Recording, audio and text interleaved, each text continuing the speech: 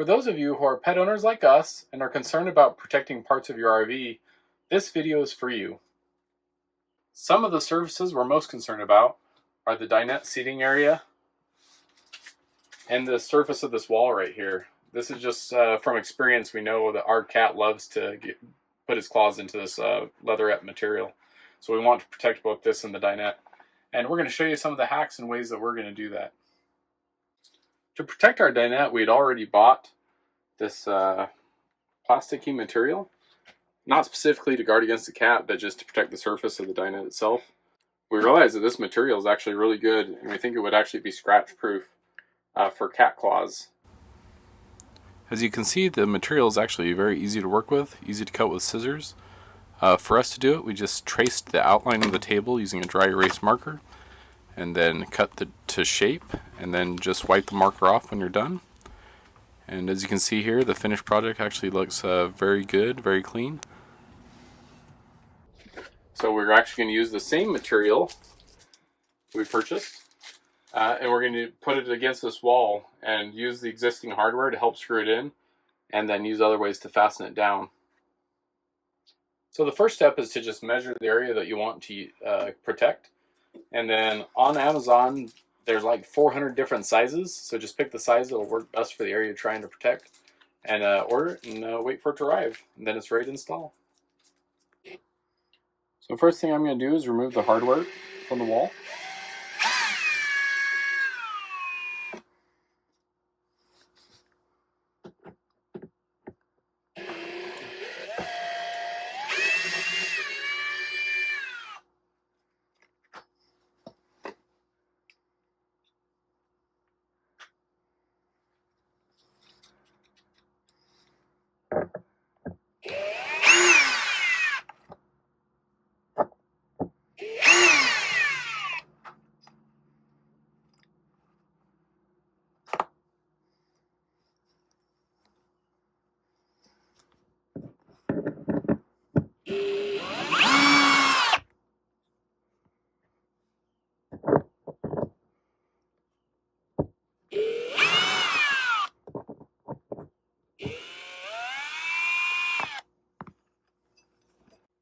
And these are just button covers, and they just snap off, and there's actually a screw inside of there too.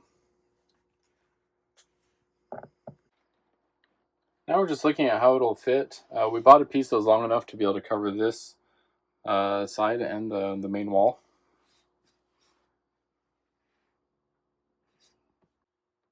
And once you have everything lined up, you can just use the screws to put the hardware back on, and there's no issue with it going straight through the plastic.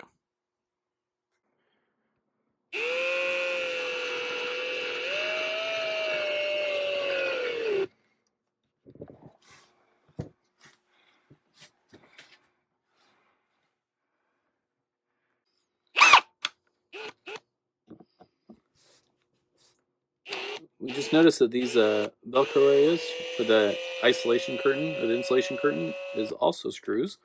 We're going to use it to help hold it down.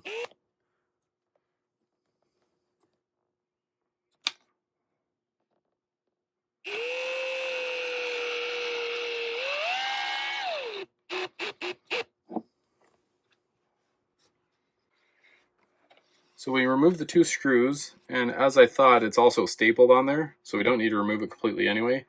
At least the two screws gives us two mounting points that will hold the plastic on there flush.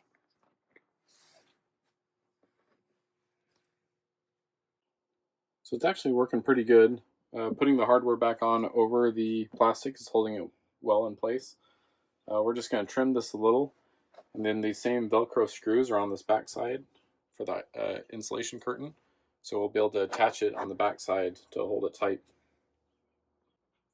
Where there wasn't any screws towards this end, we ended up just putting Velcro on the back, and we're using that to attach it. And then we're using these clips just to hold it on while the Velcro adhesive dries. And as you can see, the final result worked out pretty well. We still need to finish this one edge. We're probably going to use some sort of a double adhesive tape behind there, but we just wanted to give kind of a view of what the finished product looks like. And this all in all was about $30 for the material. And yes, it is a lot easier with 2 people to install, so that you can push all the bubbles out and get it flush before you attach the hardware back on. And the really good thing about this solution is it provides protection while we own the RV. But when we go to sell it, it's completely removable and we can put it back to how it came from the factory. And stay tuned, because in a later video we'll show you how to do the dinette.